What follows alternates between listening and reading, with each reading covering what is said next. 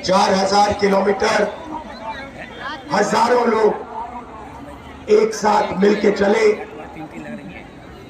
लक्ष्य भारत को जोड़ने का था। जो हिंसा फैलाई जा रही है, नफरत फैलाई जा रही है, उसके खिलाफ खड़े होने का था। यात्रा में से बहुत सुंदर नारा निकला, भीड़ में से आया, नफरत के बाजार में मोहब्बत की दुकान खोलनी है। और इस एक नारे से आप मेरी राजनीति को, कांग्रेस पार्टी की राजनीति को आसानी से समझ सकते हो। यात्रा पे बहुत सारे लोग हमारे पास आए, किसान आए, मजदूर आए,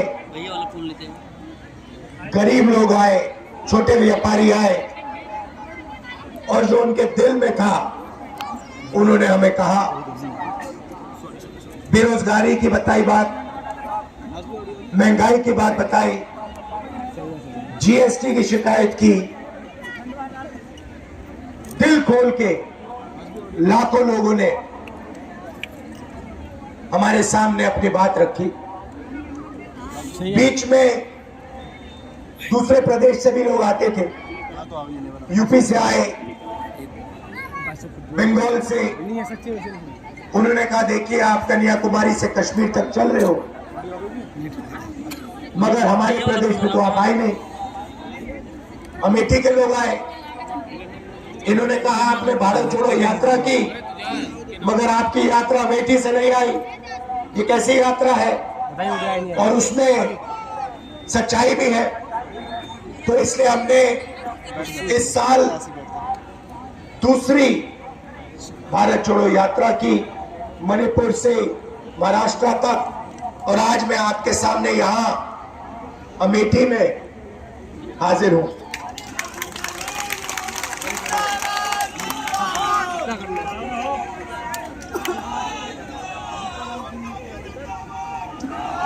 मणिपुर में आग लगी हुई है। मैं आपको मणिपुर के बारे में बताता हूं। वहां पे सरकार ने दो वर्गों के बीच में लड़ाई करा दी। पेट्रोल डाल के माचिस मार दी। एक तरफ मेइतेई समाज, दूसरी तरफ कुकी समाज।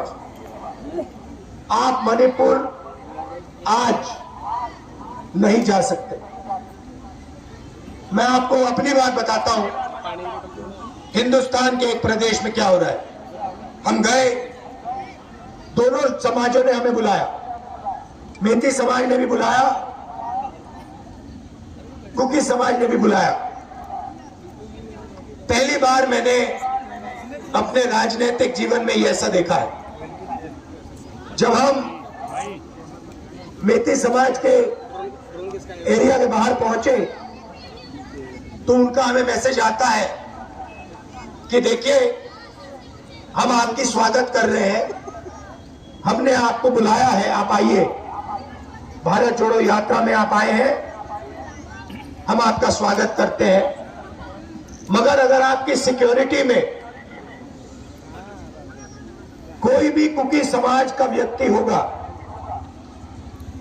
हम उसे गोली मार देंगे। तो कृपया करके आप कुकी समाज के लोगों को अपनी सिक्योरिटी से निकाल के, परे करके हमारे यहां आइए। मैं हैरान हो गया। हमने कुकी समाज के लोगों को सिक्योरिटी से निकाला, हम वहां गए, बहुत अच्छी तरह हमसे मिले, हजारों महिलाएं मिली, अपने दर्द के बारे में बताया, वहां लोग मारे गए, घर जलाए गए, उसके बारे में बताया। उसके बाद हम कुकी समाज के हम यहां गए, वही बात कुकी समाज ने हमें कही। जैसे ही हम वहां पहुंचे, हमें कहते हैं, देखिए, हम चाहते कि आप यहां आए, मगर मेते समाज का आपका कोई भी होगा सिक्योरिटी वाला, हम उसको गोली मार देंगे। तो कृपया करके मेती समाज के लोगों को आप निकालिए और फिर आइए। हमने मेती समाज के लोगों को निकाला, हम गए, हमारा वहां स्वागत हुआ, उन्होंने अपनी बात रखी, वहां भी घर जले, लोगों को मारा गया, उन्होंने बात रखी और फिर हम वापस गए। मैं आपको ये क्यों बता रहा हूं? क्योंकि आज मणिपुर में हिंदुस्तान की सरकार का कंट्रोल ही नहीं है। हिंदुस्तान की सरकार अपने सिक्योरिटी में जिसको चाहती है नहीं भेज सकती है। सिविल वॉर हो रखा है, आग लगी हुई है वहां पे, 6-7 महीने से लोगों को गोली मारी जा रही है और आज तक हिंदुस्तान के प्रधानमंत्री मणिपुर नहीं गए। आज तक जा नहीं सकते, ये हालत है। तो मणिपुर से हमने इसलिए शुरू किया, उसके बाद अरुणाचल, नागालैंड, उड़ीसा, बिहार, झारखंड से हम यूपी आए। कल मैंने देखा, परसों अपनी आंखों से वाराणसी में यूपी की सच्ची हालत।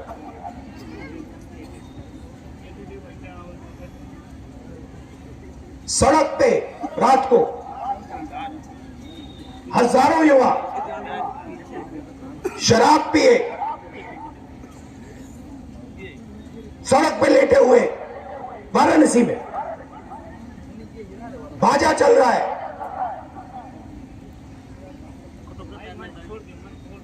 शराब पी पी के पूरा आपके युवा वाराणसी में नाच रहे। और सुबह मेरे पास आते हैं, वो वाले नहीं, दूसरे युवा आते हैं, मेरे सामने ऐसा कागज पकड़ते हैं, हमारी जिंदगी बर्बाद हो गई, पेपर लीक हो गया। एक पेपर ने एक के बाद एक, जो भी पेपर यहां होता है पेपर लीक हो जाता है। मेरे पास रोता हुआ युवा आता है, कहता है राहुल जी मैंने 5 लाख रुपए कोचिंग सेंटर को दिए, 5 लाख रुपए।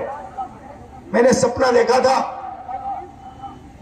मुझे रोजगार मिलेगा रेलवे में। एग्जाम के दिन मैंने अपनी आंखों से देखा, जिस चीज के लिए मैंने सालों तैयारी की, वही पेपर, शांत रहिए, वही पेपर एग्जाम हॉल के सामने, एग्जाम हॉल से पहले युवा, उनको पहले से पेपर मालूम है, 100% नंबर ले जाएंगे। पढ़ाई 1 मिनट नहीं की, मगर जेब में पैसा है, इसलिए सरकारी रोजगार मिल जाएगा। एक तरफ नशा और दूसरी तरफ जो बेचारा रोजगार करना चाहता है, काम करना चाहता है, उसके लिए पेपर लीक। 40 साल से सबसे ज्यादा बेरोजगारी आज उत्तर प्रदेश में है, 40 साल से ज्यादा। यहां पे किसी को रोजगार नहीं मिलेगा, नहीं मिल सकता। सच्चाई है, अच्छी लगे ना लगे, सच्चाई है आपकी।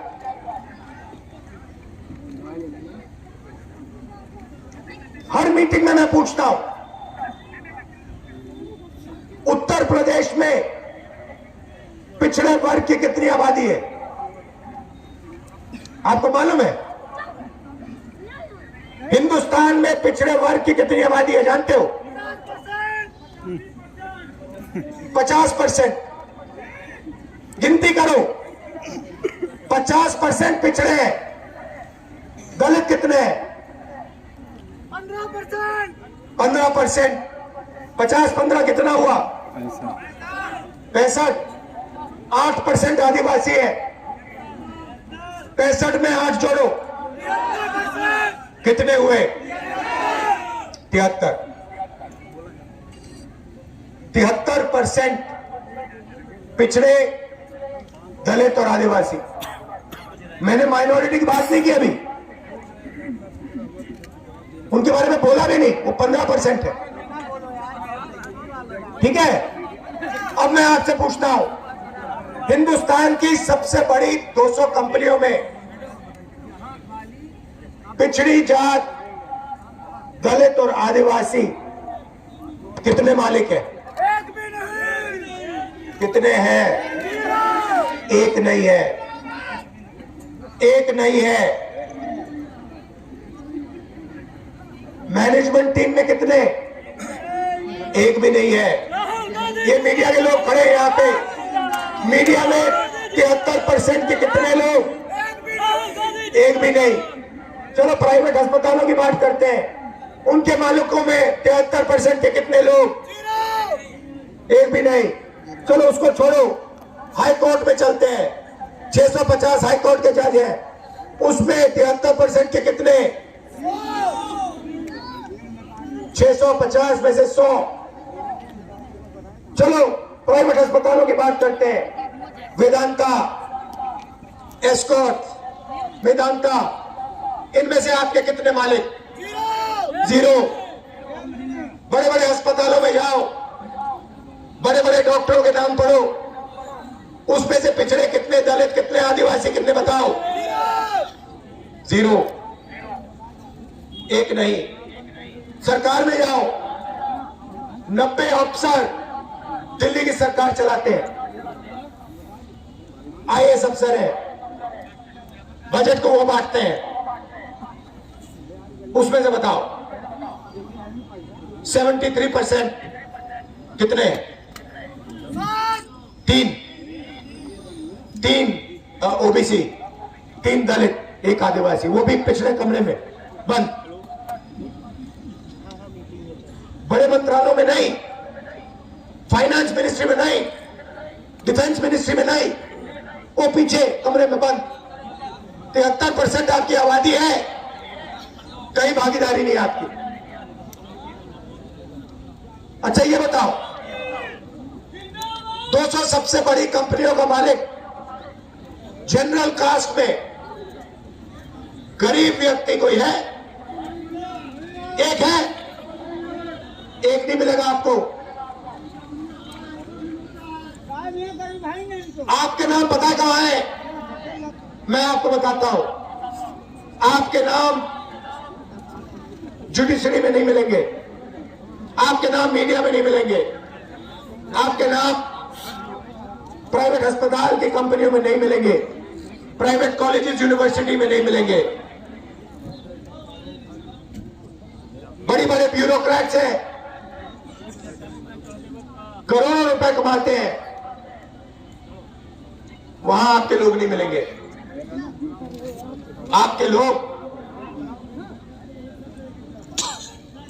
मजदूरों की लिस्ट निकालो, मनरेगा की लिस्ट निकालो और दिल भर के अपने नाम वहां पे पढ़ लो, जितना पढ़ना है पढ़ लो। आप मनरेगा में देख लो, बेरोजगार लोगों की लिस्ट निकालो, उसमें देखो, मनरेगा मजदूरों की लिस्ट देखो, उसमें आपके सब लोग मिलेंगे। 73% सबके सब आपका वो भविष्य है।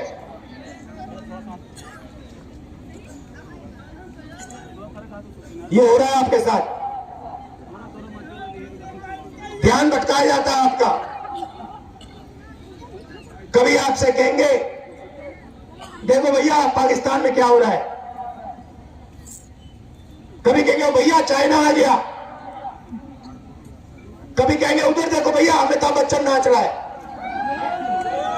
और देखो भैया उसके साथ ऐश्वर्या राय नाच रही है। आप लोग इधर उधर देखोगे, ओ हाँ भैया वहां पे पाकिस्तान में बड़ा प्रॉब्लम आ गया, ओ भैया देखो चाइना में ये हो रहा है, ओ देखो भैया ऐश्वर्या राय नाच गई। मीडिया में आपको यही दिखेगा। 73% की मीडिया में बात नहीं होगी, मजदूरों की बात नहीं होगी, किसानों की बात नहीं होगी। और 24 घंटा आज का युवा नशे में। मैंने वहां देखा, बनारस में देखा, सड़क पे देखा। नहीं तो अगर शराब नहीं पी रहा तो फिर इस मोबाइल फोन पे 7-8 घंटा 7-8 घंटा भैया वीडियो देखता रहता है, वीडियो देखता रहता है, एक दूसरे को भेजता रहता है।